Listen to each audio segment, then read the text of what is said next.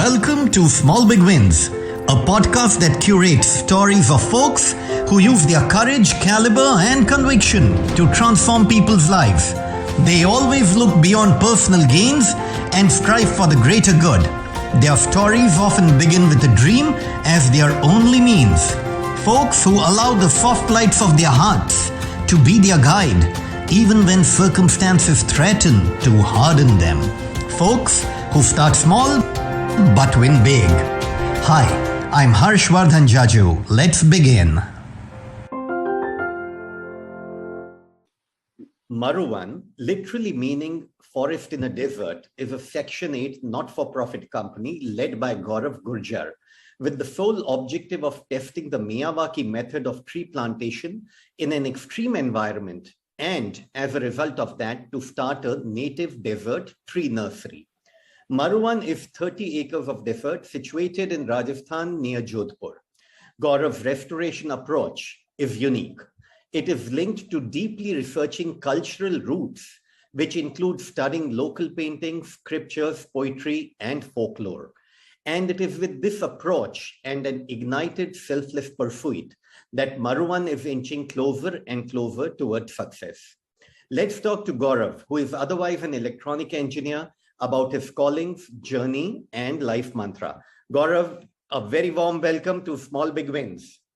Thank you. Thank you so much. So glad to be here.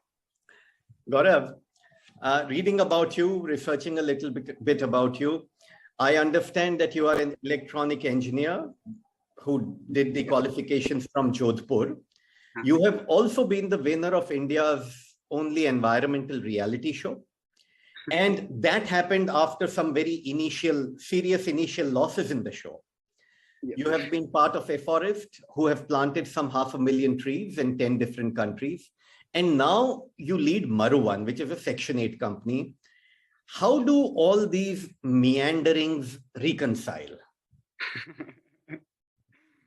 Yeah, I think the story starts quite back. मतलब काफी पहले से जब मैं engineering कर रहा था, और इनफैक्ट उससे पहले से हमारे घर में इस तरीके का माहौल था, अगर लड़का है तो इंजीनियर बनेगा, लड़की है तो डॉक्टर बनेगी, which is usually the case in middle class families.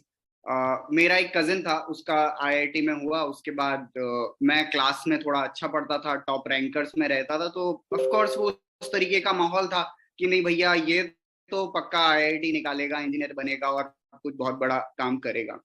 तो मुझे बायो बहुत पसंद थी, मुझे बायो ही लेनी थी। तो ये उस दौरान जब मैं 11th के अंदर सब्जेक्ट्स चूज करते हैं, ये करते हैं, तो मेरा बड़ा मन था कि मैं मैथ्स ना लूं, और बल्कि ऐसा था कि मेरे जो बायो में 100 में से 90 नंबर आए थे और मैथ्स के अंदर 100 में से 95 आए थे। तो जब पूरा वो प्रेशर बना तो मुझे जबरदस्ती जो है मैथ्स दिलाई कि नहीं तू इंजीनियरिंग बनेगा, सारे घर के बड़े सब जनों ने वो पूरा उस तरीके का माहौल बनाया। फिर मैंने चुपके से बायो भी ले ली, तो घर पे नहीं पता था, तो I was studying bio and maths both. तो 2 महीने बाद जब ऐसा होता है, रिपोर्ट कार्ड घर पे पहुंचा, वो मतलब पोस्ट कर देते स्कूल वाले जबरदस्ती घर पे, तो उन्होंने बोला अरे ये बायो के अंदर नंबर, बायो तो हमने दिला ही नहीं। तो फिर मुझे जबरदस्ती बायो उस समय छुड़ाई गई, और फिर मैंने फिजिकल एजुकेशन, उसके बदले जो ऑप्शनल होता है वो फिजिकल एजुकेशन लिया। मेरे टीचर्स जो थे, हमारी जो प्रिंसिपल थी Amita Tiwari ma'am, BR Birla school से मैं पढ़ रहा था उस समय, तो वो बड़ी सपोर्टिव थी। मेरे टीचर्स जो दूसरे सब्जेक्ट्स के थे, सुनील बालानी सर थे, मनप्रीत सर थे मैथ्स के, तो उन्होंने वो पूरा के पूरा बड़ा मोटिवेटिंग सा वो रहता था। और फिर धीमे धीमे ऐसा बना कि चलो मैंने बायो छोड़ ही दी, और वो सर जो थे दूसरे, वो मेरी स्पेशल क्लासेस लगाया करते थे एक्स्ट्रा, सिर्फ इसलिए क्योंकि मुझे बायो का शौक था, मुझे बायो पढ़ने में बड़ा मजा आता था। पर अल्टीमेटली मुझे जैसे जैसे आगे बढ़ा, 11th बढ़ा, मुझे बायो छोड़नी पड़ी और मैं मैथ्स के साथ आगे बढ़ा। फिर माहौल ऐसा बन गया कि नहीं यार अब तो मैथ्स भी, मुझे फिजिक्स का बड़ा इंटरेस्ट था, और जो हमारे सर थे सुनील बालानी, वो फिजिक्स बहुत जबरदस्त तरीके से पढ़ाते थे, वो जो तरीका था। तो फिजिक्स से इस तरीके से मैं घुल मिल गया कि फिजिक्स पढ़ के मेरी लाइफ की बहुत सारी जो फिलोसॉफिकल क्वेश्चंस थे ना, वो सॉल्व होने लगे, क्योंकि फिजिक्स कुछ इस तरीके का सब्जेक्ट है। तो फिजिक्स में मुझे बहुत इंटरेस्ट आया, फिर धीमे धीमे जब 11th हुआ 12th हुआ, उसके बाद मैंने 1 साल आईआईटी के लिए ड्रॉप करने का सोचा। फिर मैं बंसल क्लासेस जो कोटा में था, 1 साल मैंने वहां से ड्रॉप किया। 4-6 महीने में बंसल क्लासेस रेगुलर गया हूँ। उसके बाद मुझे समझ आया कि यार ये तो बड़ा अजीब सा माहौल है। जो फिजिक्स से मेरे को प्यार था, वो मुझे वहां नफरत होने लगी उस फिजिक्स से। तो मुझे लगा यार ये तो मेरी फिजिक्स बर्बाद कर देगी, तो मैंने बंसल क्लासेस छोड़ दी। मैं फिजिक्स पढ़ता रहा। मैं इरोडोव, जो उस समय की जो वैसी बुक्स आती है रशियन ऑथर्स की, इरोडोव सॉल्व करता था इस तरीके के। तो बहुत डीपर लेवल के ऊपर मैं फिजिक्स के अंदर इन्वॉल्व था और पढ़ रहा था। मुझे बड़ा मजा आता था। बाकी सब सब्जेक्ट फिर मैंने छोड़ दिए। कि फिर एक जो आईआईटी एआई ट्रिपल ई का पूरा माहौल होता है, मैंने आईआईटी का एग्जाम दिया, आईआईटी में नहीं हुआ। एआई ट्रिपल ई का दिया, एआई ट्रिपल ई में मेरा अच्छा खासा मेरा पुणे एमआईटी और इस तरीके के जो एनआईटी होते हैं उनके अंदर मेरा नंबर आ गया। पर फिर घर वाले और इन सब का माहौल ऐसा था कि यार आईआईटी में नहीं हुआ, अब तो तू इंजीनियरिंग कहीं से भी कर ले, एमबीए अच्छे कॉलेज से कर लेना, इंजीनियर आईआईटी में नहीं हुआ तो मतलब थोड़ा सा वैसा लूजर टाइप का फील होने लगा, या फील करा दिया गया। लेटर ऑन मुझे समझ आया कि ये सब मेरा ही लो कॉन्फिडेंस था। पर उस समय लगता था कि मेरे ऊपर ये रिलेटिव कितने वैसे हैं, मेरे माँ बाप कितना प्रेशर डाल रहे हैं, ये हो गया वैसा हो गया। तो अल्टीमेटली मेरे सारे दोस्त एनआईटी, उस समय जब वो जा रहे थे तो मुझे एनआईटी नहीं भेजा, और मुझे जोधपुर के ही जो कॉलेज था वो बोला कि जोधपुर से ही कर ले, एमबीए तू अच्छे कॉलेज से कर लेना। हालांकि मुझे एनआईटी में स्कॉलरशिप मिली थी, मुझे मेरी काफी अच्छी रैंक्स आई थी, तो 30% ही फीस मेरी लग रही थी, इस तरीके की स्कॉलरशिप मिल रही थी। तो फिर तो मेरी थोड़ी सी दिमाग भी सनक गया कि मेरे को वहां नहीं भेज रहे।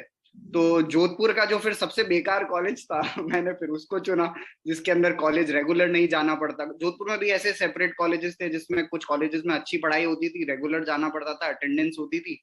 पर मैंने बिल्कुल ऑपोजिट वाला कॉलेज चुना, जिसमें बिल्कुल कहीं नहीं जाना पड़ता। वहां गुंडे थे, गोलियां चलती थी, तलवारें चलती थी, इस तरीके का माहौल था।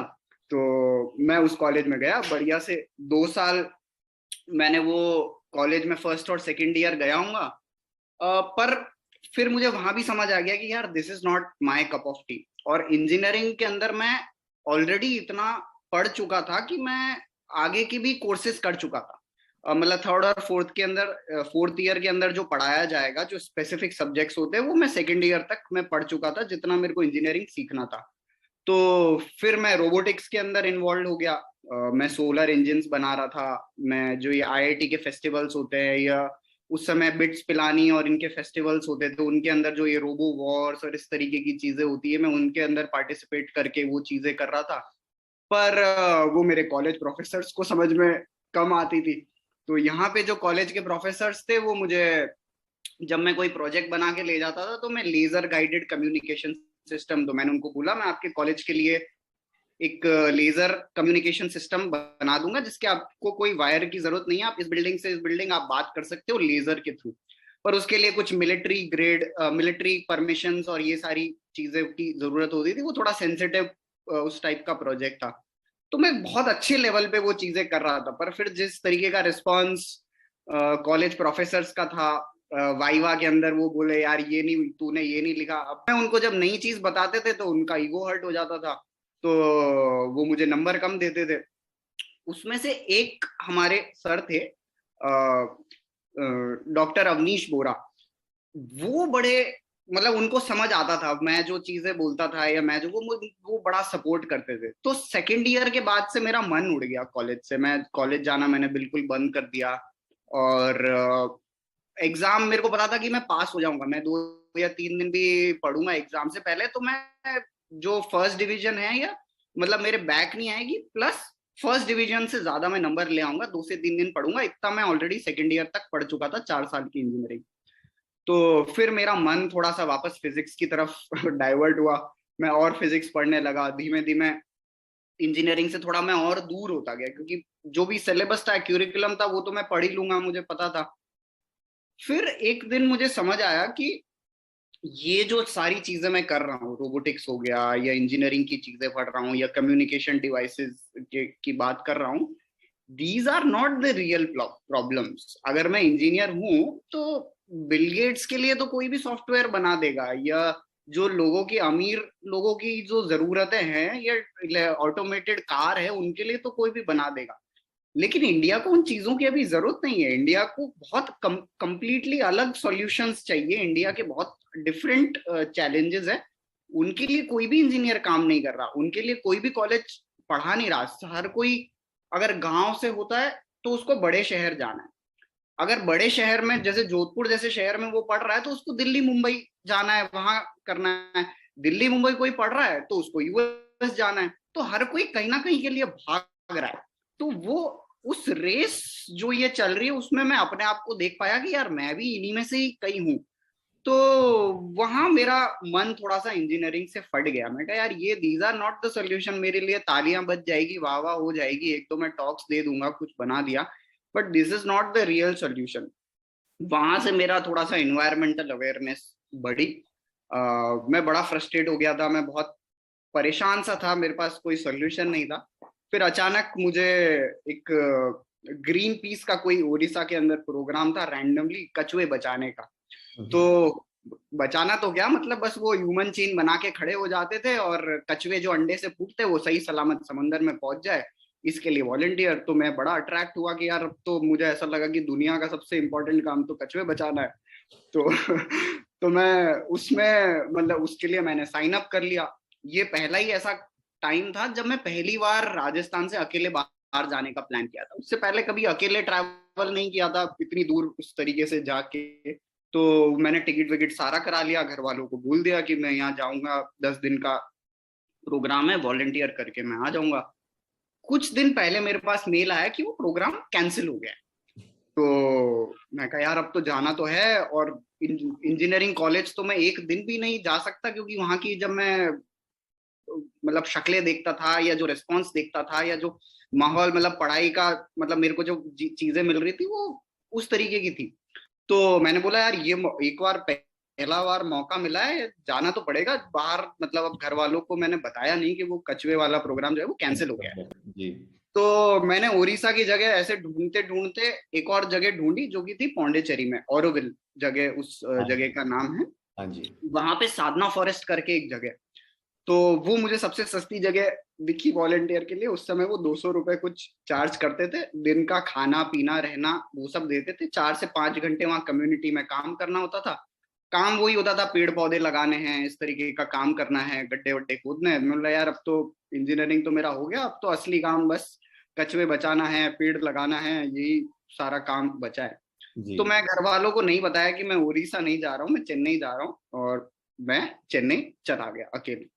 वहां गया तो मैं 10 दिन का प्लान करके गया था, मेरे पास 10 दिन के ही रुपए थे। तो वहां उस दौरान जब मैं साधना फॉरेस्ट में एंटर हुआ तो मैं कहा यार ये क्या दुनिया है, ये दुनिया तो बिल्कुल ही अलग है। वहां 400-500 फॉरेनर्स रह रहे थे, बड़ा ही ओपन कल्चर था। लोग सुबह सुबह उठते थे, बड़ा सा मॉर्निंग सर्कल होता था, फिर सब बाल्टी और सारे अपने हथियार और वो फावड़ा गैती सब लेके जाते थे, रोज सुबह सुबह पौधे लगाते थे या तालाब को ठीक करते थे। रोज शाम को मतलब कैंप फायर होती थी, लोग डांस कर रहे हैं, ये कर रहे हैं कम्युनिटी में। तो मेरी तो दुनिया ही, मतलब मैं कहा यार ऐसी दुनिया भी एग्जिस्ट करती है, मैं तो कहाँ रह रहा हूँ, मतलब मैं क्या कर रहा हूँ अपने जीवन के साथ। तो मुझे मेरा जीवन और बर्बाद लगने लगा कि ये तो बिल्कुल ही हो गया है। तो वो 10 दिन जो है, तो मैंने बोला, घर वाले बुला रहे थे वापस क्योंकि खत्म हो रहा था वो टाइम। तो मैंने बोला नहीं नहीं, अभी अभी यहाँ पे बाढ़ आ गई है, अभी कुछ दंगे हो गए, अभी कुछ कैंसिल हो गया। तो वो करते करते वो टाइम जो था वो 1.5 महीना हो गया। मैं 1.5 महीना वहीं पे ही रहा, 10 दिन का जो बोल के आया था। और 10 दिन की मेरे को कॉलेज से वो छुट्टियां मिली थी, जो भी एग्जाम से पहले प्रिपरेशन लीव्स मिलती है 10 दिन की, और उसके बाद यूनिट टेस्ट वगैरह जो मिड सेम्स होते हैं वो थे। तो वो 1.5 महीना हो गया, तो मैंने ना मिड सेम्स दिए, ना मेरी अटेंडेंस भी शॉर्ट हो गई। उस दौरान साधना फॉरेस्ट में ये हुआ कि एक रात को रैंडमली एक बहुत बड़ा कुछ सांप था, क्रेट करके बड़ा पॉइजनस सांप होता है, तो वो वहां पे आया। और सरकमस्टांसेस कुछ ऐसे बने कि उसको पकड़ना जरूरी था, उसको रेस्क्यू करना जरूरी था, वरना वो सुबह उठ, अगर वो खो जाता तो सुबह किसी ना किसी को वो डसता। तो मैं एकदम उस अजीब से उसमें मोड में आ गया। मैंने हाथ में वो बैग वैग बड़ा सा पहन के और उस टाइप के, और वो सांप मैंने पकड़ा। तो जैसे ही मैंने वो सांप पकड़ा, और उसको हम लोग रेस्क्यू करके छोड़ के आए। वो करीबन 6.5-7 फीट लंबा सांप था। मैंने उसको पकड़ा तो उसने मेरे को चारों तरफ से लपेट लिया, और मतलब इस तरीके का थोड़ा सा वैसा था। तो फिर हम लोग उसको आराम से रेस्क्यू करके छोड़ के आए। तो अगले दिन मैं फेमस हो गया, तो सब मुझे बोले स्नेक मैन करके थोड़ा सा। बाकी 400-500 जनों में मतलब कौन जानता है आपको ना, साइड में बैठे होते हो, देख रहे होते हो दुनिया ये क्या चल रहा है। सडनली आई गॉट फेम कि स्नेक मैन कौन है, अरे इसने पकड़ा था रात को सांप, ये वो। उस दौरान वहां पे प्लायमथ यूनिवर्सिटी यूएस की जो है, वहां से कुछ रिसर्चर्स मतलब स्टूडेंट्स आए हुए थे वहां पे वाइल्ड लाइफ और उसके ऊपर रिसर्च करने। वहां की एक प्रोफेसर थी, वो मेरे पास आई, उन्होंने बोला यार आप हमारी हेल्प करेंगी क्या रिसर्च करने के लिए। और मैं कहा बहुत बढ़िया। बोला आपको कैमरा चलाना आता है? मैं कहा हाँ। मैं कहा कुछ चलाना नहीं आता था। तो बोला, मैं कहा ओके, मेन्यू फ्लैश के ऊपर वो है, इंग्लिश तो पढ़नी आती है तो कैमरा भी चला ही लेंगे, फोकस का क्या है, घुमा घुमा के कर लेंगे। तो they give me a laptop, they give me a camera, और मैं उन बच्चों के साथ गया। और बच्चे क्या थे, वो बच्चे सारे मुझसे बड़े थे, मैं सबसे छोटा था। तो उनके साथ में जाता जंगल में, कभी मकड़ी की फोटो खींच रहे, कभी उसकी जो मॉनिटर लिजर्ड होती है, कभी सांप आ रहा है, कभी रैंडम बर्ड्स आ रही है। तो मुझे शौक था। लैपटॉप उन्होंने मुझे दे रखा था, इंटरनेट एक्सेस पूरी कंप्लीटली मिल गई मुझे। तो मेरे तो एकदम मजे हो गए। तो मैंने वो पूरा वाइल्ड लाइफ जर्नल का प्रोजेक्ट उनके साथ मिलके किया। तो उससे जो साधना फॉरेस्ट वाले थे वो बड़े खुश हो गए, उन्होंने मुझे सर्टिफिकेट, और प्लायमथ यूनिवर्सिटी ने मुझे सर्टिफिकेट दिया कि साहब इन्होंने हमारे पूरी वाइल्ड लाइफ जर्नल में हेल्प की। मैं कहा यार अब तो मेरी अटेंडेंस क्लियर हो जाएगी। हमारा कॉलेज तो ऐसा फर्जी सा कॉलेज है, प्लायमथ यूनिवर्सिटी को मैंने गाइड किया है। तो मैं वो सर्टिफिकेट लेके पहुंचा कॉलेज के अंदर। मैं डीन के पास गया कि मेरे साहब ये देखो सर्टिफिकेट, मैं ऐसा ऐसा काम करके आया हूँ, अपनी यूनिवर्सिटी का नाम, अपने कॉलेज का नाम रोशन करके आया हूँ। मेरी टीम ने मुझे भगा दिया, बोले भाई चल निकल जाओ यहाँ से और मेरे को डिटेन कर दिया अटेंडेंस शॉर्ट की वजह से। तो मैं बड़ा बड़ा यार, मैं कहा यार मैं इतना बढ़िया काम करके आया हूँ, तुम्हारी तो यूनिवर्सिटी और मतलब क्या तो कॉलेज है तुम्हारी, मैं प्लायमथ यूनिवर्सिटी से करके आया हूँ, वहां से ऐसा करके आया। तो मैं बड़ा फ्रस्ट्रेट सा हो गया कि यार इतना बड़ा काम करके भी ऐसा मतलब ऐसा मेरे को कर रहे हैं, इनको तो पता ही नहीं प्लायमथ यूनिवर्सिटी क्या चीज है। तो उस समय मेरे एचओडी के पास जब मैं गया तो मैं बड़ा परेशान था। मैं कहा सर देखो मैं ऐसा ऐसा करके आया हूँ। तो उसको समझ आया, उन्होंने बोला हाँ बेटा कॉलेज तो फर्जी है, तो पर तू एक पर तू एक काम कर, तू महीने में 3 दिन आ जा, I will give you attendance, पर उसके बाद तेरे को जो काम तू करना है, पर एक promise me one thing, that एक तो तू तेरे किसी सब्जेक्ट में बैक नहीं आएगी, दूसरा तू किसी टीचर को परेशान नहीं करेगा, मतलब जो उल्टे सवाल करके। और तो जो अवनीश बोरा जी थे उन्होंने मेरे को ये परमिशन दी। उसके बाद तो मेरी चांदी चांदी। फिर मैं 2 साल जो 3rd और 4th ईयर था, उसके बाद मैं कॉलेज गया ही नहीं। मैं सिर्फ महीने में 3 दिन उन्होंने बोला था, उसमें भी मैं 1 दिन जाता था अटेंडेंस के लिए। टीचर मुझे जानते ही नहीं। मैं पहली बार जब क्लास में बैठा था, अच्छा तुम हो, 1 महीने से नहीं आए हो, जाओ बाहर से एचओडी से लिखा के लाओ कि क्लास में एंट्रेंस। मैं एचओडी के पास जाता है, एचओडी लिख के देता, आ जाओ बैठ जाओ। तो टीचर भी कुछ नहीं कर पाते थे, एचओडी का मेरे पास फुल सपोर्ट। तो उस दौरान ये जो फिर आखिरी के 3rd और 4th ईयर थे, इस दौरान मैंने बहुत ट्रैवल किया। मैं फिर जब ये फॉरेस्ट वाला जो पर्मा कल्चर के बारे में मेरे को समझ आया, जो वहां पे साधना फॉरेस्ट में होता था, फिर मेरा ट्राइबल आर्किटेक्चर के अंदर काम हुआ, नेचुरल फार्म्स। तो फिर मैं जो आखिर के मेरी 2 साल इंजीनियरिंग के थे उसमें मैं बहुत घूमा, मैंने बहुत ट्रैवल किया अलग अलग एनजीओ। जैसे ही मिड टर्म से पहले 10-12 दिन की छुट्टियां मिलती थी एग्जाम की प्रिपरेशन के लिए, मैं मेरा बैग उठाया और ट्रैवल पे निकल जाता था। और ट्रैवल में ऐसी जगहों पे जाता था जिसमें मेरा पैसा ना लगे, मतलब एक्सचेंज में, वर्क एक्सचेंज के बेसिस पे वो मुझे रखते थे कि मैं 6 घंटे आपके साथ काम करूंगा, उसके बदले में आप मुझे खाना और ये सारी चीजें दीजिए। 3rd ईयर के एंड में आते आते मैंने बोल दिया भाई मम्मी पापा को कि यार देखो इंजीनियरिंग से तो मेरा हो गया ना, मेरे को ये डिग्री चाहिए ना, मेरे को लगता है कि मेरे को जरूरत पड़ेगी इस डिग्री की। मैं इतना मैंने बना लिया है कि मैं अपना काम निकाल लूंगा, मेरे को कोई डिग्री की जरूरत नहीं है। तो मम्मी पापा मतलब थोड़े से टेंशन में आ गई, तो यार इंजीनियरिंग छोड़ देगा, मतलब इसका तो सनक गई है दिमाग, और ये अब तो रुकता भी नहीं है, चला जाता है ट्रैवल पे एक बार। इतना मतलब हाथ हाथ से बाहर हो जाना जिसको कहते हैं, उस तरीके का सीन हो गया। तो इन्होंने मेरे को रिक्वेस्ट किया बेटा तू इंजीनियरिंग कर ले, सिर्फ पूरी कर ले, उसके बाद तेरे को जो करना है तू करना।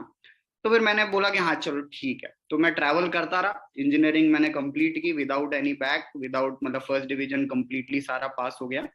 जिस दिन मेरा इंजीनियरिंग का एग्जाम खत्म हुआ, दिन में 2 बजे मेरे लास्ट इंजीनियरिंग का एग्जाम था, रात को 10 बजे की मैंने बस पकड़ी और मैंने बोला कि मैं 10-12 दिन के लिए घूमने जा रहा हूँ, और मैं 15,000 रुपए लेके निकला और घर से चला गया। और उसके बाद में 1 से 1.5 साल बाद वापस घर आया। मेरे पास फोन नहीं था, 3 से 4 महीने में एक बार बात होती थी घर वालों से। मैं बहुत ट्रैवल कर रहा था, मतलब it was like complete back packing. और मैं गया कहाँ था, उदयपुर के अंदर एक स्वराज यूनिवर्सिटी, एक शिक्षांतर करके एक पूरा नेटवर्क है। तो वो लोग कंप्लीटली एजुकेशन जो सर्टिफिकेशन सिस्टम है, ये जो इंडस्ट्रियल स्कूलिंग सिस्टम है, उसके अगेंस्ट वो लोग काम करते हैं। तो how to provide alternative to these kinds of people. क्या ये इंस्टीट्यूट का क्या नाम बताया आपने? उदयपुर स्वराज यूनिवर्सिटी। स्वराज। तो ये एक नॉन ऑफिशियल स्पेस है। ये आपको जाने के लिए वहां पे ना कोई डिग्री की जरूरत है, ना कोई सर्टिफिकेट की जरूरत है। प्लस आप वहां से जब निकलते हो तो भी आपको कोई डिग्री या कोई सर्टिफिकेट आपको नहीं दिया जाता। It's purely based on experience. तो दिस वाज फाउंडेड और रन बाय मनीष जैन, जो कि अपने आप में ही इज एजुकेशनिस्ट, और उनका काफी बड़ा नाम है, काफी डॉक्यूमेंट्रीज उनकी आई है। तो मैं उनके साथ ये 2 साल में काम, मतलब ट्रैवल कर रहा था। हमारा एक पूरा ग्रुप था 10-12 जनों का। तो सबकी अपनी अपनी फील्ड थी। कोई थिएटर एक्सप्लोर कर रहा था, कोई स्टोरी टेलिंग एक्सप्लोर कर रहा था, कोई आर्ट, कोई फिलोसफी। मेरा ऐसा था कि मैं गया था वाइल्ड लाइफ जर्नी, वो फोटोग्राफी को लेके। तो वहां पे हम लोग गए, तो वाइल्ड लाइफ फोटोग्राफी का मेरा इनिशियली जो था, धीमे धीमे जब हमने एक्सप्लोर करना शुरू किया, तो पहला साल हमको ये किया जाता था कि आप जितने काम हैं उनको आप एक्सप्लोर करो, जो भी आपके मन में आ रहा है उसको आप एक्सप्लोर करो। सेकेंड ईयर जो है वो वाज मोर फोकस्ड, कि आपको इतने सारे जो आपने काम ट्राई किए, उसमें से जो भी काम आपको पसंद आया, जिसको आप डेप्थ में ले जाना चाहते हो, तो second year was with them. या जो इंडस्ट्री एक्सपर्ट्स है, या जो रियल वर्ल्ड में लोग काम कर रहे हैं, उनके साथ आपको भेजते थे, उनके साथ आपको काम करना होता था। और ये पूरी नेटवर्किंग और ये जो प्लेटफॉर्म है, ये स्वराज का नेटवर्क प्रोवाइड करता था। स्वराज के साथ काफी बड़े बड़े लोग जुड़े हुए थे, इंडिया के काफी top architects, top organic farmers, natural farmers, story tellers, film makers. और वो सिर्फ हम लोगों को इसलिए आने देते थे क्योंकि ये कॉन्सेप्ट ऐसा था कि हम लोग, जैसे मैं एक स्टोरी बताता हूँ, कि हम लोग एक आर्किटेक्ट के पास गए थे, निमिष पटेल जी, अभिक्रम करके एक गुजरात में है। They do amazing work. Nimish Patel ji अब नहीं है, पर फोर्ट्स का जो रिस्टोरेशन काम होता है, पुराना हेरिटेज बिल्डिंग्स का जो काम होता है, वो उस तरीके का काम वो करते थे। तो जब उनको पता चला कि मेरे पास ना कोई आर्किटेक्चर की डिग्री है, ना कुछ उस तरीके का बैकग्राउंड है, पर फिर भी मेरे को बस शौक है ये करने का, तो ही वाज सो इम्प्रेस्ड कि मतलब यार कि मेरे उनकी फर्म में इंटर्न बनने के लिए रिटर्न टेस्ट होते हैं, several levels of return test होते हैं, फिर आर्किटेक्चर स्टूडेंट आते हैं, फिर वो काम करते हैं। He was so impressed. उनका एक पर्सनल घर बन रहा था, तो उन्होंने मुझे बुला लिया कि तुम यहाँ रहो, सारी मेरे को फैसिलिटीज, सुविधा उविधा, रहने खाना पीना सब दिया। And I used to work in his office, उनके उस पर्सनल घर के प्रोजेक्ट पे, जो कि लाइम कंस्ट्रक्शन। फिर उन्होंने मुझे एक मौका दिया कि तुम पूरा राजस्थान ट्रैवल करो, और जितने भी फोर्ट्स हैं, जितने भी हवेलियां हैं पुराने, 200 साल 300 साल पुराने घर, उनका डॉक्यूमेंटेशन करो। पुराने मेसन से मिलो, क्या प्लास्टर यूज हुआ, क्या उसके अंदर लगा, क्या टेक्निक हुई, जितनी डिटेल खोज के ला सकते हो वो लाओ। तो कुछ टाइम मैंने वो काम किया। मैंने पूरा एक छोटा सा लैपटॉप लिया, एक हार्ड डिस्क ली, मैं ट्रैवल करता था। मैं एक स्प्लेंडर पे मैं राजस्थान पूरा मैंने ट्रैवल किया है। तो मतलब 300-300 किलोमीटर स्प्लेंडर पे जा रहे हैं, और कोटा के अंदर, बूंदी के अंदर, जयपुर के अंदर। जोधपुर में मैं कम आता था क्योंकि यहाँ मेरे जान पहचान के मेरे घर वाले बहुत थे। तो जोधपुर छोड़ के मैं बाकी सब जगह मतलब घूमता रहता था, गाँव के अंदर और इस तरीके से। तो वो डॉक्यूमेंटेशन पूरा मैंने इकट्ठा किया, और मैं चेन्नई जा रहा था समहाउ, मतलब किसी और काम से, और मेरा ट्रेन के अंदर वो लैपटॉप और हार्ड डिस्क चोरी हो गई। मतलब जितना भी डॉक्यूमेंटेशन था, एक मतलब वो करीबन 8 महीने 1 साल लगभग का वो पूरा डॉक्यूमेंटेशन था ट्रैवल का, वो पूरा के पूरा गया।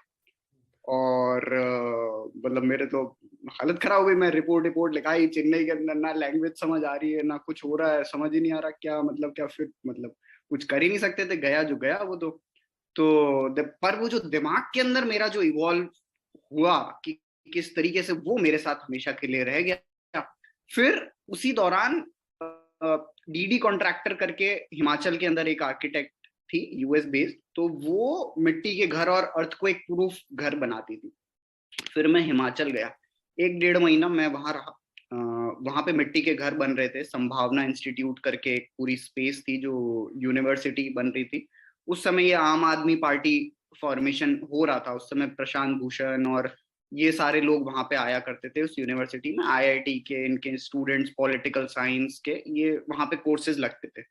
तो वो यूनिवर्सिटी का जो आर्किटेक्चर था that was completely mud architecture. तो मैं वहां पे कुछ टाइम, मैंने 1-1.5 महीना वहां पे काम सीख रहा था।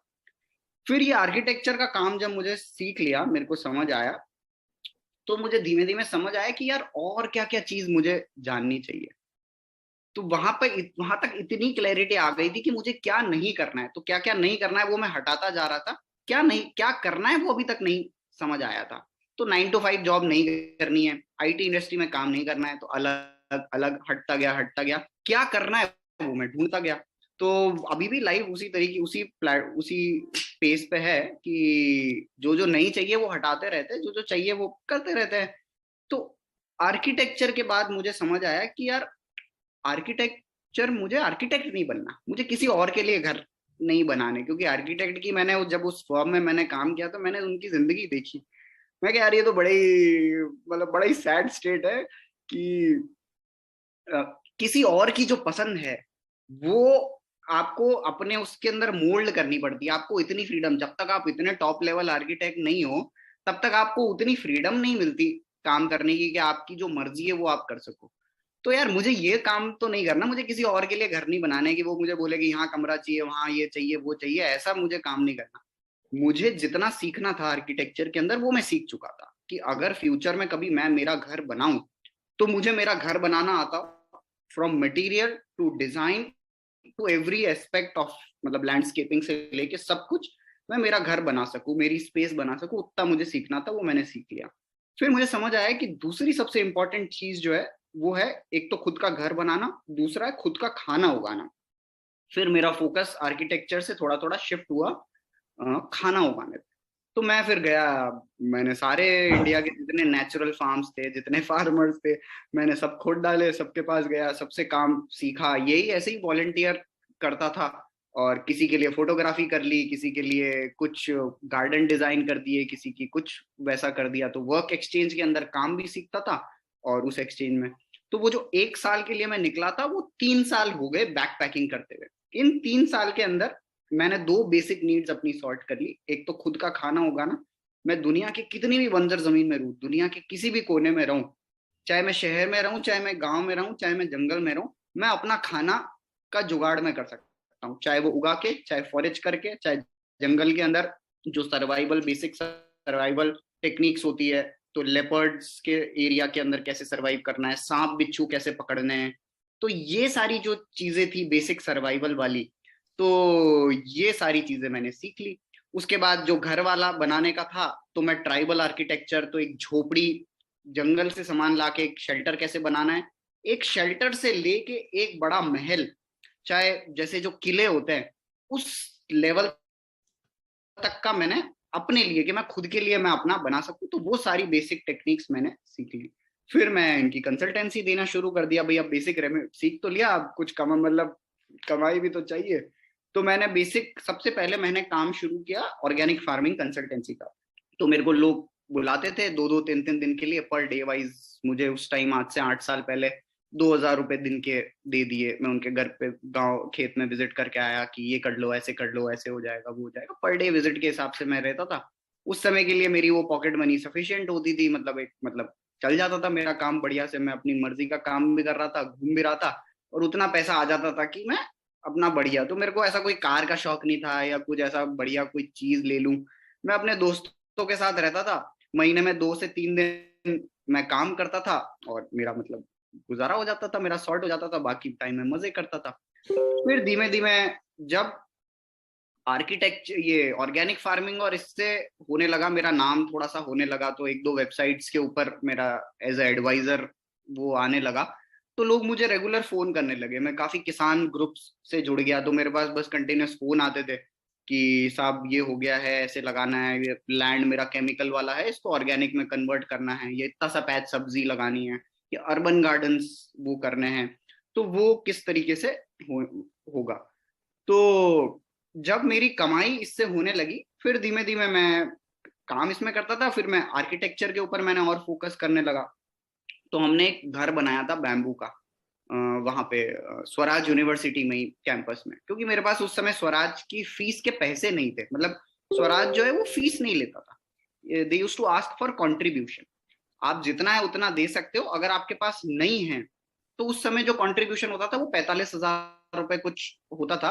और उस 45,000 में आपको रहना खाना, जनरल जो अपने इंडियन रेलवेज का जनरल का टिकट है वो आपको, ट्रैवल लेवल और ये सारी चीजें देते थे। लेकिन अगर आपके पास नहीं भी है तो कोई दिक्कत नहीं है, यू कैन वर्क एक्सचेंज। तो मैंने उस मेरे पास 15,000 रुपए लेके निकला था मैं घर से, तो मैंने वो 15,000 रुपए दिए, और रिमेनिंग जो अमाउंट था वो उनके उसके बदले में मैंने 6 महीने वहां रुक के घर बनाया बैम्बू का। वो पूरा घर खुद के हाथ से बनाया, मतलब उसमें बैम्बू भी हम काट रहे हैं, जंगल से लकड़ी काट के लाते थे, खाना बनाते थे, फिर उसका प्लास्टर भी हम खुद ही कर रहे हैं। तो 6 महीने लगे उस पूरे घर को बनाने में। वो घर पब्लिश हुआ एक आर्किटेक्चरल मैगजीन के अंदर, द्रोना करके एक मैगजीन। तो हमने वो घर पूरा के पूरा बनाया। तो वो घर इस तरीके से था कि एक वैली में था, तो वहां पे इतनी तेज हवा चलती थी कि सीमेंट के स्ट्रक्चर्स भी उड़ के और मतलब नीचे गिर जाते थे, मतलब वो वैली इफेक्ट आता था वहां पे। तो दो बड़े पहाड़ थे, उसके बीच में वो प्रॉपर्टी थी, तो वहां पे अगर सीमेंट का भी स्ट्रक्चर है तो वो तूफान से सीमेंट की छत उड़ के और मतलब गिर जाती थी। तो वो कुछ इस तरीके की चीज डिजाइन करनी थी वहां पे कि वो उड़े ना, मतलब वो लाइट वेट भी हो स्ट्रक्चर। तो हमने वो एक वर्ड हॉरिजॉन्टल लोड बियरिंग का कुछ इस तरीके का नया डिजाइन वो था, कंप्लीटली न्यू डिजाइन था। तो वो जब हमने बनाया तो वो बड़ा सक्सेसफुल हो गया। इनिशियली उसके प्लास्टर वास्टर इतने काम नहीं किए, पर जो डिजाइन था उसका स्ट्रक्चरल वाइज वो बहुत अच्छे से मतलब काम किया। तो वो उस मैगजीन में कवर हो गया, and I was the only non architect जिसके पास आर्किटेक्चर का कोई बैकग्राउंड नहीं था, और वो उस मैगजीन के अंदर पब्लिश हुआ। वो पूरा के पूरा आर्टिकल और बढ़िया से अच्छे से उसका डॉक्यूमेंटेशन किया था हमने, वो पूरा नाम। तो वहां से थोड़ा सा और फेम मिला आर्किटेक्चर वर्ल्ड के अंदर, लोग थोड़ा सा जानने लगे, जो दूसरे आर्किटेक्ट थे उनका मतलब थोड़ा सा आने लगा। और कुछ डिजाइन इस तरीके का था कि it work pretty well in terms of structure wise, और जो तूफान को उसको केटर करना था, जो दूसरे सीमेंट के स्ट्रक्चर्स और पिलर्स नहीं उसको बेयर कर पा रहे थे, वो मतलब अच्छे से काम कर गया वहां पे। तो उस मैगजीन ने उसको कवर किया। तो उन सर्कल्स के अंदर भी थोड़ा सा मेरे पास दिखाने के लिए कुछ हो गया, लोग जानने लगे कि ये कुछ नाम इस तरीके का होने लगा। हम दो जने थे उसके अंदर, हम दो जनों ने मिलके वो बनाया था। मेरा एक फ्रेंड था तुषार करके, तो वो सांप पकड़ता था, तो उसी दौरान जब हम लोग साथ में घर बना रहे थे उसी से मैंने सांप पकड़ना सीखा। उसी दौरान में फिर मेरे को थोड़े काम मिलने लगे डिजाइनिंग के, घर लोगों के घर डिजाइनिंग। तो कोई घर बनवा रहा है तो मुझे 1-2 दिन के लिए बुला के मैं उनको बता देता था कि स्पेस डिजाइनिंग। तो मैं प्रॉपर आर्किटेक्चर के प्रोजेक्ट्स नहीं उठाता था, और मुझे वो पसंद भी नहीं था कि मैं पूरा ठेका ले लूं और मैं उनका घर बनवा दूं। I used to give them ideas, so I was the idea person. तो people used to call me for the ideas कि अच्छा ये कैसे हो सकता है, घर ठंडा कैसे रह सकता है, पैसिव कूलिंग कैसे हो सकती है, कहाँ उसके आसपास पौधे लगेंगे, कहाँ तालाब बनेगा, कहाँ छोटा सा स्विमिंग पूल बनाना है जिससे वो बेटर हो जाए, एयर सर्कुलेशन कैसा हो, मड प्लास्टर्स और लाइम प्लास्टर्स किस तरीके से हो सकते हैं घर के अंदर, अर्बन हाउसेज और विलेज हाउसेज के अंदर। तो ये सारे कामों के लिए मुझे थोड़ा बहुत पैसा मिलता था। तो जब मुझे ये आर्किटेक्चर से पैसा आने लगा तो मैंने जो मेरा ऑर्गेनिक फार्मिंग और नेचुरल फार्मिंग वाला कंसल्टेंसी था वो फ्री कर दिया, क्योंकि उतने पैसे की मुझे जरूरत नहीं लगती थी मुझे रहा था। तो उसी दौरान ये टीवी शो वाला आया। उस समय मेरे पैर पे बहुत कुछ बड़ी चोट लगी हुई थी, मैं बड़ा डिप्रेशन में था, मैं कुछ काम भी नहीं कर पा रहा था, क्योंकि मैं 6 महीने तक बेड रेस्ट पे था। मेरे पैर का कुछ ऑपरेशन हुआ था चोट लगने की वजह से। तो उसी दौरान ये ग्रीन चैंपियन वाला जो था ये सर्कुलेशन के अंदर आया। तो मेरे पास कोई काम, हाँ काम तो कुछ था नहीं, तो मैंने अपना वीडियो ऑडिशन वाला जो था रिकॉर्ड करके वहीं बालकनी से, मैं जिस फ्रेंड के साथ रहता था उसने मेरा वीडियो बनाया और वो बना के उसने भेज दिया। अगर वो शो उसी समय हो जाता तो मेरे पास मेरा हालत इतनी भी नहीं थी कि मैं जाके उसमें पार्टिसिपेट करूं, क्योंकि मैं बेड रेस्ट पे था। लकीली वो शो 1 साल डिले हुआ और मैं पूरा ठीक हो गया, और मेरा उस शो के अंदर हो गया गलती से, मतलब ऑडिशन के अंदर, और 15 कंटेस्टेंट्स जो थे उसके अंदर मैं सेलेक्ट हो गया। तो और फिर वो चलता रहा, मैंने किसी को नहीं बताया ये शो हो रहा है। तो गोदरेज वालों ने बोला कि यार हम लोग आपके, जब वो फाइनल स्टेजेस में पहुंचा शो, और ऐसा हुआ कि मैं जीत सकता हूँ वो शो, तो they wanted to put big holdings in Jodhpur, मतलब ऐसे बड़े बड़े जैसे होता है ना कि हाँ जोधपुर का लड़का ये शो जीत सकता है। तो मैंने मना कर दिया, मैंने बोला नहीं, मैं कहा जोधपुर में कोई शो नहीं, मतलब ये ऐसा मत लगाना, क्योंकि मेरे को पसंद ही नहीं था। जोधपुर के साथ जो मेरे कुछ एक्सपीरियंसेस रहे थे जी होम टाउन के अंदर, वो इतने अच्छे नहीं रहे थे। तो वन ऑफ माय रिलेटिव्स में, जैसे मैं घर के अंदर गया तो ऐसे ही सब लोग बैठे हैं, तो उसमें से एक जने ने मुझे बोला कि यार हमारे घर में तो इतने इंटेलिजेंट लोग हैं, देखो टीवी में नंबर आया तो अभी किसका। तो वो मुझे मुझे हर्ट हुआ काफी कि यार ये मतलब कैसे ऐसे कोई बोल सकता है कि इस तरीके से मैं टीवी पे आ रहा हूँ, मैं नेशनल टीवी पे 4 से 6 महीने रहूंगा। और हालांकि मैंने उनको बताया नहीं था, क्योंकि वो नॉन डिस्क्लोजर था कि मैं जीत चुका हूँ शो, तो यू कुडंट रिवील कि आप शो जीत चुके हो। तो मैंने राइट किसी को नहीं बताया, सिर्फ मेरे मम्मी पापा, मेरी सिस्टर और जो क्लोज ग्रुप है उनको, मेरे एक दो दोस्तों को, कॉलेज के जो एक दो दोस्त थे मेरे, दानिश, शाफी, जेपी, इनको पता था। बाकी किसी को मैंने बताया नहीं कि मैं ये शो जीत चुका हूँ। जोधपुर के अंदर होर्डिंग लगाने से मैंने मना कर दिया। तो मेरी दीदी उस समय मुंबई थी, तो वहां पे एक कोई दोस्त था मेरा मुंबई के अंदर, मेरे होर्डिंग्स लगे जो बड़े बड़े ऐसे 40 बाय 40 फीट के गोदरेज ग्रीन चैंपियन। तो उन्होंने, मेरा एक फ्रेंड था, उसने वो होर्डिंग देखा, उसने मेरे को फोटो खींच के भेजा, कि बोला कि यार भाई ये तेरा फोटो है। मतलब हाँ भाई लगा तो है कि क्या बात कर रहा है ये वो। तो तब वहां से थोड़ी बात फैलने लगी कि हाँ ये जो है गौरव जो है वो शो जीत गया है। और तो वहां से शो जब मैं जीता, उसके बाद में कुछ ऐसा माहौल बना कि मैं दिल्ली में शिफ्ट हुआ, जोधपुर से उस समय फिर मैं निकला। और जो मैं ट्रैवल कर रहा था उसके बाद मेरा एक बेस बना। So the first base was Delhi. Delhi के अंदर में एक एनजीओ थी, स्वेच्छा इंडिया, उनके साथ काम कर रहा था। तो I used to design terrace gardens, urban gardens. एक जैसे उनकी एक कैंपेन चलता था मॉनसून वुडिंग करके, तो हर बरसात से पहले वो बहुत सारे दिल्ली के अंदर छोटे छोटे पौधे लगाते थे। तो वो पौधों के बजाय हम लोगों ने छोटे छोटे जंगल लगाना शुरू किया जी एज ए पैकेज। तो फूड फॉरेस्ट हो गए, पर्माकल्चर मैंने सीख रखा था। तो 2 साल मैंने विमलेंदु झा जो उसके फाउंडर थे, ही वॉज जी ऑल्सो द जज ऑफ द शो, हाँ क्योंकि वो मैं विनर भी था, तो उनको वो पसंद आ गया मैं। तो उन्होंने बोला यार आजा तू हमारे साथ काम कर। तो उसके बाद मैं विमलेंदु के साथ, स्वेच्छा के साथ काम करने लगा 2 साल। तो 2 साल हम लोगों ने बहुत जंगल लगाए दिल्ली के अंदर, छोटे छोटे बहुत प्लांटेशंस की। मैं जो एयर प्योरिफिकेशन वाले जो प्लांट्स होते हैं, उसके वर्कशॉप्स लेने लगा दिल्ली के अंदर। तो गूगल के साथ और एसएनपी के साथ और इनके साथ टीम्स आती थी, हम जाके अर्बन गार्डन्स डिजाइन करते थे। आप ऑफिस के अंदर कैसे एयर प्योरिफिकेशन प्लांट्स लगा के आप अपने ऑफिस, घर और इनको क्लीन कर रख सकते हो। तो उस तरीके के वर्कशॉप्स में स्वेच्छा के साथ मिलके करने लगा। काफी सारे स्कूल्स के साथ बच्चों को सिखाना, उनके वेजिटेबल गार्डन, हर्ब गार्डन्स और air purification garden, mosquito repellent garden, मैं रैंडमली बहुत सारी चीजें दिल्ली के अंदर होने लगी। फिर एक प्रोजेक्ट था दिल्ली के अंदर अमेरिकन एम्बेसी के साथ, स्वेच्छा के साथ ही। उसके लिए हमें को दिल्ली के पार्क्स को डेवलप करना था, कि और पार्क्स को इस तरीके से डेवलप करना था कि हम लोग नेटिव स्पीशीज लगा के पॉल्यूशन को दिल्ली के फाइट कर सकें। उस समय ये माहौल बनने लग गया था कि दिल्ली अनबेरेबल हो गई है और रहा नहीं जा सकता यहाँ पे, और इस तरीके का। ये 2016 15-16 की बात है। तो वो प्रोजेक्ट हम लोगों ने फिर एक शुरू किया, जिसमें से एक जेके महेश्वरी करके एक बुक थी, native flora of Delhi, Britishers के आने से पहले दिल्ली के अंदर क्या वेजिटेशन थी वो सारी। तो वो सारी चीजें जब मैंने पढ़ी, और स्वेच्छा के साथ जब हम पार्क्स का सर्वे कर रहे थे, दिल्ली के अंदर 18,000 पार्क है जिनका जो पानी का जो ग्राउंड वाटर है वो कंप्लीटली खत्म हो चुका है।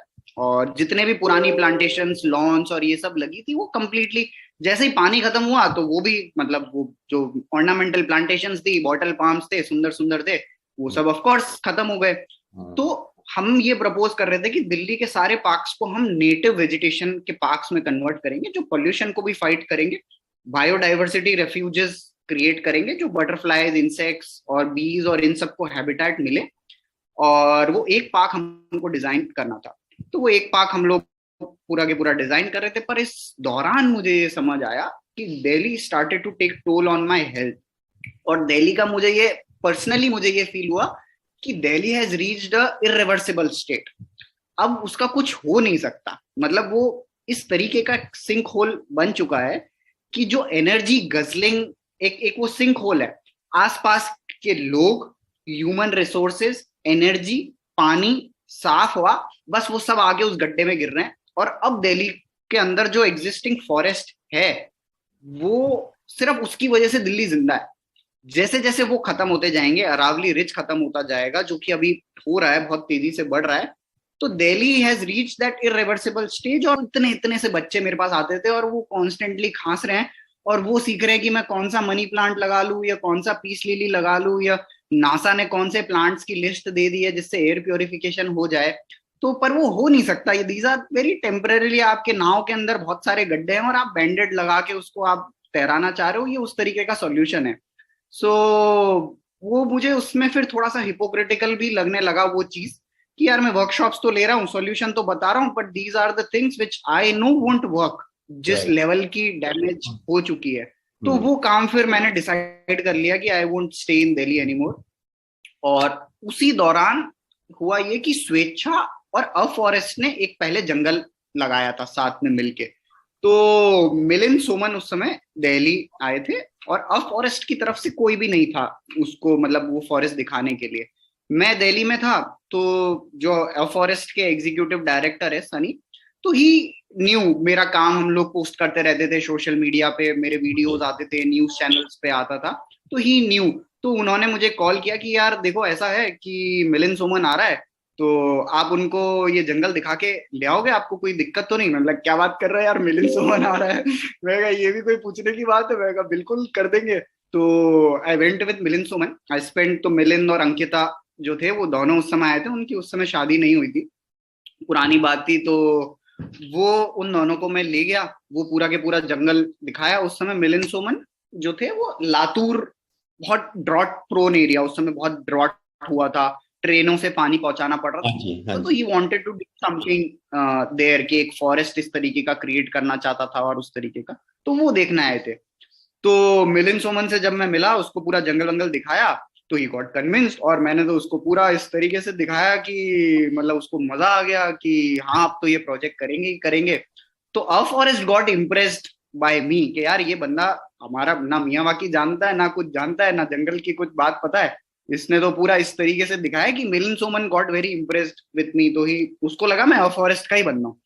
तो उन्होंने फिर जब शुभेंदु और सनी से पूरी बात की, तो that's how the first interaction was with a forest. और तो जब फिर अ फॉरेस्ट की ना सडनली एक वैकेंसी निकली, तो उन्होंने बहुत सिंपल टर्म्स, और इसी दौरान जब मेरा दिल्ली छोड़ने का मन था, उसमें उन्होंने कहा था they are looking for a jungle tree expert.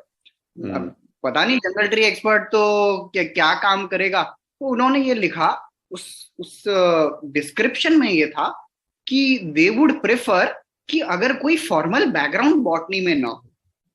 तो ये मुझे बात मतलब बड़ी स्ट्राइक की। मैं कहा यार ये तो बिल्कुल अपने जैसा, मतलब ऐसा लग रहा है कि राम मिला है जोड़ी टाइप की। अपन के पास कोई फॉर्मल बैकग्राउंड नहीं, बॉटनी का मेरे को सारे साइंटिफिक नेम आते हैं, सारे पौधों की सारी डिटेल, और मतलब वो मैं तब तक कर चुका था। मैं किसी भी एकेडमिशियन से बात कर सकता था उस समय in terms of environment, philosophically और टेक्निकल टर्म्स में जंगल फॉरेस्ट क्या होता है, नेटिव स्पीशीज क्या होती है, इकोलॉजी क्या होती है। तो मैंने फिर उन्होंने बोला कि आपको ना लगभग सारी गाड़ियां चलानी आनी चाहिए। गाड़ियों का एक्सपीरियंस ऐसा कि मैंने 8th क्लास से गाड़ी चलाना सीखा था, तो मैं कार, बस, ट्रक, मतलब ऑलमोस्ट सारी गाड़ियां चला सकता था। ऑल इंडिया मैंने ड्राइव कर रखा था, क्योंकि वो ट्रैवल के अंदर एक्सपीरियंस मेरा इस तरीके से रहा है। तीसरी चीज उन्होंने बोला कि सर्वाइवल इज मस्ट, कि अगर आप जंगल में रह जाके आपको टेंट वेंट में रख दिया, तो मैं यार ये तो मतलब बिल्कुल ऐसा लगता है मेरे लिए ही लिखा है ये तो एकदम। फाइनली डिसाइड हुआ कि मैं ज्वाइन करूंगा अ फॉरेस्ट। अ फॉरेस्ट का ऐसा था कि देयर वाज नो हेडक्वार्टर, कोई एक स्पेस नहीं थी जहां 9 to 5 जाना है, you can live wherever you are. तो वहां से मुझे इंडिपेंडेंस मिली कि now I can be free from Delhi, क्योंकि अब मैं जहाँ रहना चाहूँ वहां पे मैं रह सकता था। और अब फॉरेस्ट का काम ऐसा था कि जब भी प्रोजेक्ट आए आप टीम बना के 10-12 दिन जाइए और करके और आ जाइए। तो उसके बाद दिल्ली से जब मैं निकला तब मैंने जगह ढूंढनी शुरू की, यार अब तो मैं फ्री हूँ, अब तो मैं रहूंगा गोवा में, गोवा में होगा मेरा घर बीच के किनारे। तो मैं गया गोवा, गोवा में रह के देखा, 10 दिन रहा। तो यार नहीं यार, ये तो नहीं है, समंदर की तो बदबू आती है और ये ऐसा ऐसा होता है, मतलब 10-12 दिन के लिए ठीक है, पर गोवा में रहा नहीं जा सकता। तो फिर मैं कहा अच्छा, फिर कहाँ रहेंगे, चलो समुंदर नहीं तो पहाड़ों में रहेंगे। मैं गया हिमाचल, हिमाचल में रहा महीना भर रह के देखा, बोले नहीं यार हिमाचल भी नहीं, मतलब जमा नहीं, मतलब बहुत ठंड होती है यहाँ पे, मेरे को नहीं जमेगा यहाँ पे।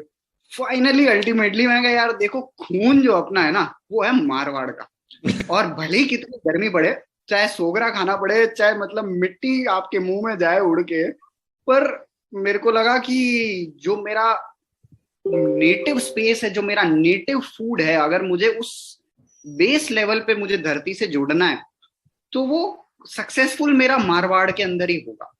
वहां तो से फिर वहां से चाला वहीं देश।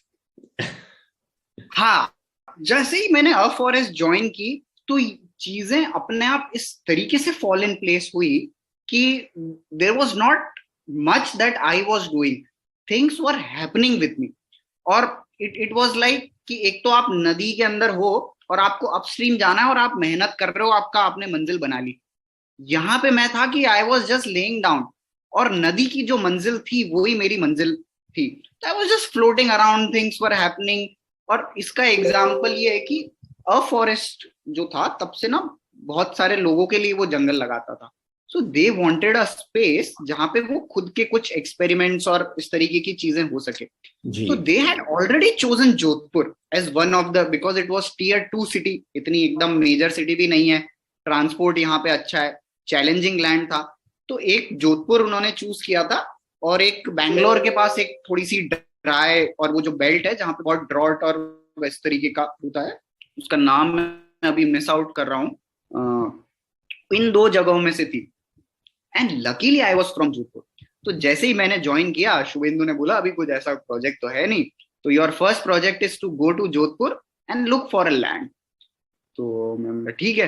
तो मैं गया जोधपुर, एक सप्ते के अंदर जिनसे जिनकी लैंड पे अभी हम ये हैं उनसे मैं पहले स्वराज में मिल चुका था। तो स्वराज में व्हेन ही केम, तो उनको लगा रहा यार जोधपुर का बच्चा यहाँ स्वराज का, मतलब इतना, मतलब ऐसा कौन निकल के आ गया कि जोधपुर में का बच्चा यहाँ स्वराज के अंदर आके और वो अपना पूरा लाइफ यहाँ पे मतलब इस तरीके से चेंज उसने बदल दी, इंजीनियरिंग। तो ही वो उनसे मैं उस समय मिल चुका था। और उसके बाद फिर मैं दिल्ली विल्ली और चला गया, तो हमारा 4-5 साल कोई कांटेक्ट नहीं हुआ। जब मैं जोधपुर आया तो मैं उनसे फिर से मिला, उन्होंने बोला ये पड़ी जमीन, तुमको जो करना है करो, मतलब मैं तो इसको कभी बेचूंगा नहीं, और ना इस पे कोई कमर्शियल कोई चीज होगी। एक स्कूल चलता है, एक गौशाला चलती है, तुमको जंगल लगाना है लगा लो, ये पड़ा 20। तो मैंने within a week Shubhendu को फोन कर दिया, हमने 1 या 2 जमीन देखी और मैंने फोन कर दिया, मैं कहा आ जाओ, हो गया। शुभेंदु बोले क्या बात कर रहे हो, हो गया जमीन देख ली? मैंने हाँ देख ली। तो शुभेंदु और सनी आ गए। तो शुभेंदु सनी आए, मैं उनको जमीन अमीन घुमा रहा था, जो डॉक्टर सुनील नाहर जी हैं उनसे मिलवाया। तो जैसे ही हम लोग उस जमीन पे चल रहे थे, शुभेंदु के सामने से 4-5 हिरन दौड़ के चले गए। शुभेंदु तो वहीं आंखें खुली, और अरे यार ये तो मतलब इट वाज सो मैजिकल कि आसपास 3 से 4 किलोमीटर में कोई घर नहीं है, it's extremely deserted land full of invasive species, but still there is wildlife. फिर थोड़ा सा आगे गए तो 2 लोमड़ियां भागती हुई दिखी। तो शुभेंदु ने बोला अब तो कितने भी पैसे लगे कुछ भी हो जाए, जमीन पे तो इसी जमीन पे काम होगा। तो जो दूसरी जमीन हमने और देखी थी उसको हमने मना कर दिया, और उन्होंने बोला कि फाइनेंशियल डील वील ये सब हम लोग बाद में देख लेंगे, जमीन पे तो इसी काम करेंगे, हमको लोमड़ियों ने आके कह दिया है। मैंने बोला था कि यहाँ पे ना कोई पुराने पेड़ होने चाहिए, मतलब पुराने। तो हमारे पास इस प्रॉपर्टी के अंदर आसपास जो थे करीबन 100 साल पुराने पेड़ इस प्रॉपर्टी के ऊपर एग्जिस्ट करते हैं, 1 या 2 ही हैं मिस्वाक के पेड़, बट दे स्टिल एग्जिस्ट। तो these were also the sign कि this is a good chunk of land. तो धीमे धीमे जब फाइनल हुआ तो हमने सोच लिया कि भैया ये लैंड ले लेंगे। तो अब फॉरेस्ट ज्वाइन करते ही मरुवन की जमीन हुई, उसी के बाद शादी हुई और फिर ये शुरू हो गया। गौरव, अभी तक आपने जो कहानी बताई, बहुत कम सिचुएशंस ऐसी होती हैं जहां एक सवाल का इतना लंबा, लेकिन लंबा तो सही लेकिन इतना दिलचस्प जवाब मिलता है। So it is one of my first encounters which is like this and I am very excited about it. और वो इसलिए भी क्योंकि कैसे रहता है जीवन में ना, ऐसा बोला जाता है हमारे शास्त्रों में कि दो पथ होते हैं, एक प्रेय पथ और एक श्रेय पथ। प्रेय पथ वो होता है जो अच्छा लगता है वो कर लिया, और श्रेय पथ वो होता है कि उचित क्या है, कल्याणकारी क्या है वो कर। तो उसमें ये बताया जाता है कि प्रेय पथ जो है, आपको जो अच्छा लगता है अभी किया आपने, लेकिन अंत में तकलीफ होती है। और श्रेय पथ वो होता है कि भाई अभी मुश्किल है, डिफिकल्टी है, लेकिन वो उचित है करना, और वो किया, लेकिन उसका अंत बहुत मीठा और बहुत सुंदर होता है। तो ऐसा लगता है आपकी पूरी कहानी देख के कि हर वक्त एक इंटरनल जिज्ञासा, कॉन्फिडेंस आपको हरदम श्रेय पथ की तरफ ले जाता रहा। और इतने अलग अलग तजुर्बे, आर्किटेक्चर, ऑर्गेनिक फार्मिंग, और वो इस तरह से कि द्रोणा में मेंशन हुआ, फार्मर्स आपसे कंसल्टेंसी ले रहे हैं, बायो और फिजिक्स की एक अलग प्रकार की रुचि, अपने लोग सीनियर्स के लिए थीसिस लिखना, और सेकेंड ईयर में फोर्थ ईयर तक पढ़ लेना, 3 इयर्स की बैक पैकिंग, बैम्बू के साथ एक्सपेरिमेंट्स। तो एक प्रकार से अगर मैं इसको थोड़ा सा शास्त्रों वाला आउटलुक दूं तो मैं बोलूं कि एक राम रस हरदम बरस रहा था आप पे, और अभी भी बरस रहा है। बिल्कुल बिल्कुल, ये है।